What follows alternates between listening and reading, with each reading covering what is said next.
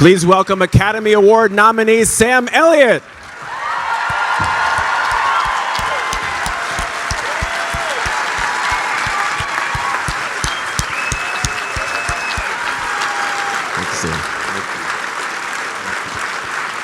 We're going to get a mic out here for you.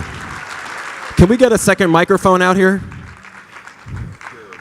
We can share a mic. We'll share a mic until a second mic comes out. Welcome. Great to see you. Thank you, Dave. Give me, oh, here. Hi. Thanks. That's for you.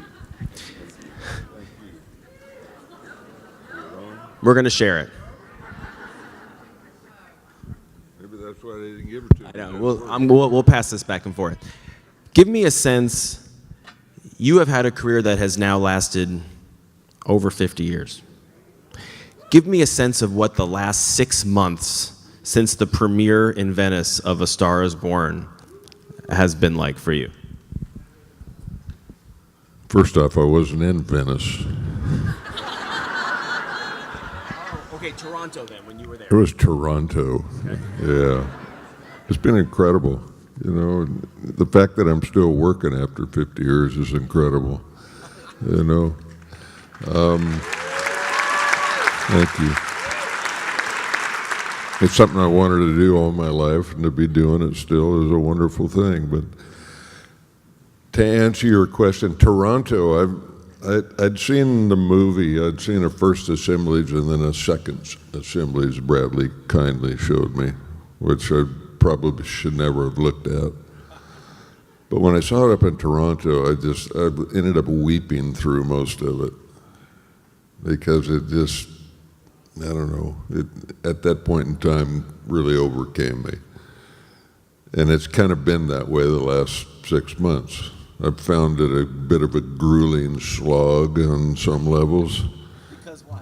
But it's because it's endless, and because I'm working, and because I'm old.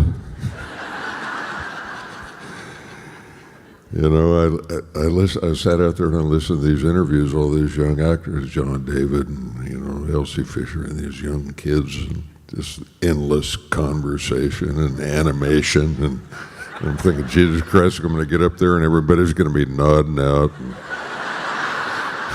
and I'm going to be nodding out. And here we are, you know. But it's been incredible. You know, I jest about the slog, you know, how lucky we are to be able to even go on a slog in this game. You know, it's been incredible.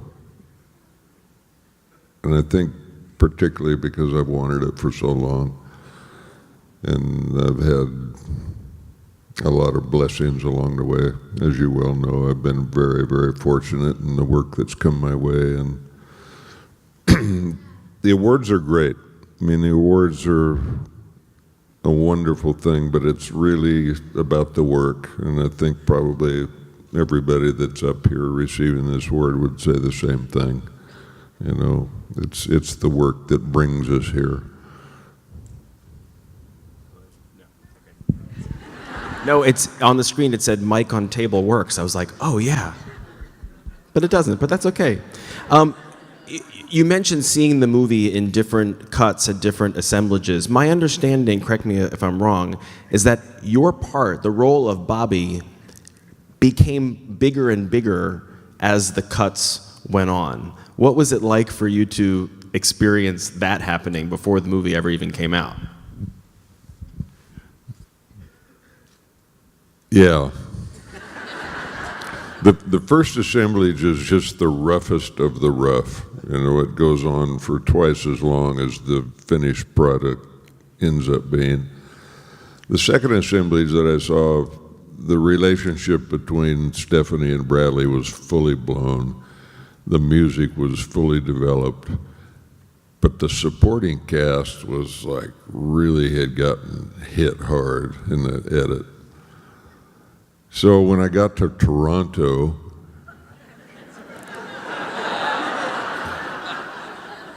that was what one of the things that got me was, oh, I really am in this movie, you know. And it was that coupled with the music, you know. I mean, when I went backstage and to do the Q&A, as you know, I was like weeping. I walked backstage and I saw Stephanie standing there, and she said, "Are you okay?" I said, "I don't know. I don't know." It was like, it was a trip, very emotional. I forgot where we were going with that. That's another thing that happens when you get older. I've got more for you.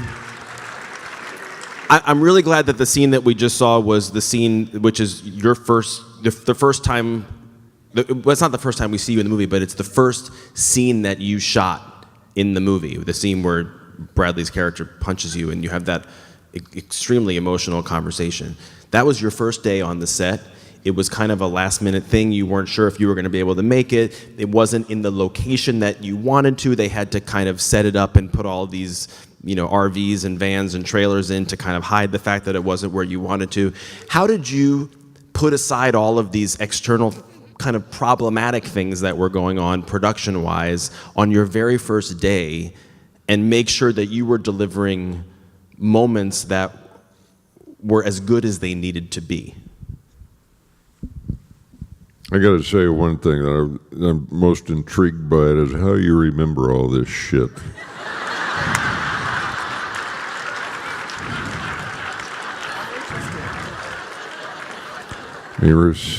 It's just astounding to me. It's like everybody that you've talked to tonight, everybody that you always talk to, you just dissect everything. It's incredible. Answer the question. Oh, it's very true. I was doing The Ranch, this thing I'm doing on Netflix. When I first met Bradley, and I spent a couple of hours at his home, and I'd never crossed paths with him before.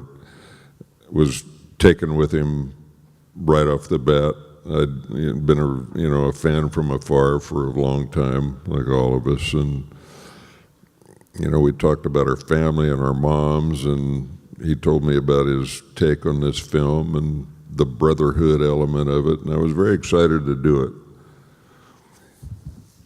And I went away and worked on The Ranch thinking I was going to start this picture on X day, and then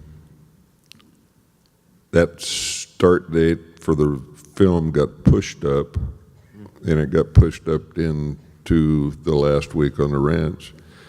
And Bradley and I texted a little bit after that initial meeting. That's how we communicated, basically. And I was like on a Wednesday or a Thursday, and I realized, because of the fact that I was supposed to start on Friday on the movie, that I couldn't be there.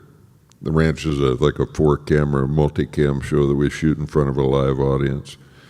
And everybody depends on everybody else, and that was, that's who I'd signed up for. And I've got this thing about writing for the brand, I call it, and it's like I told Bradley, I can't ride 2 horses at the same time.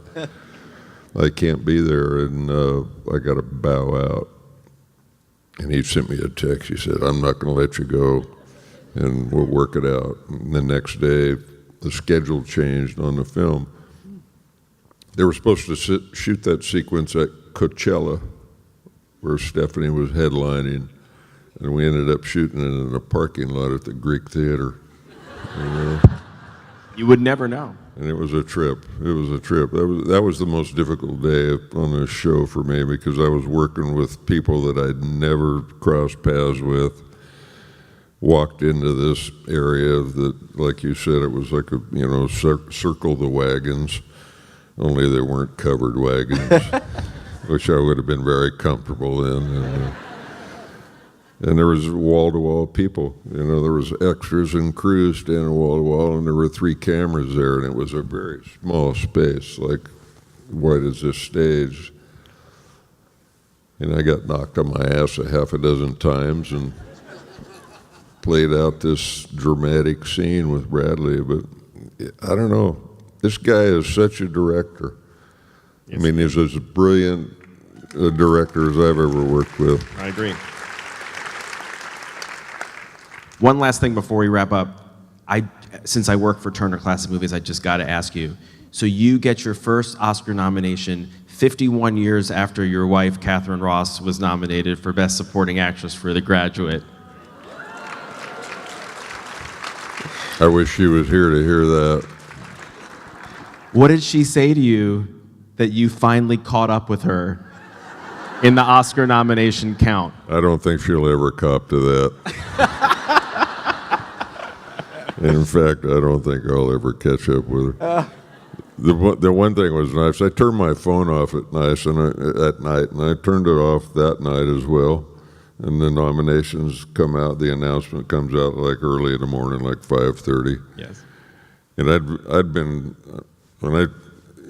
I'm beat up, and I'm feeling this run that we're on, and because of work as well, and because of some personal stuff as well. And we went through the fire that came over the top of us in Malibu, and now we're going through the mud hole. And man, it's been an amazing juxtapositions, going through roadblocks at 2 a.m. with my tuxedo on. It's been very bizarre.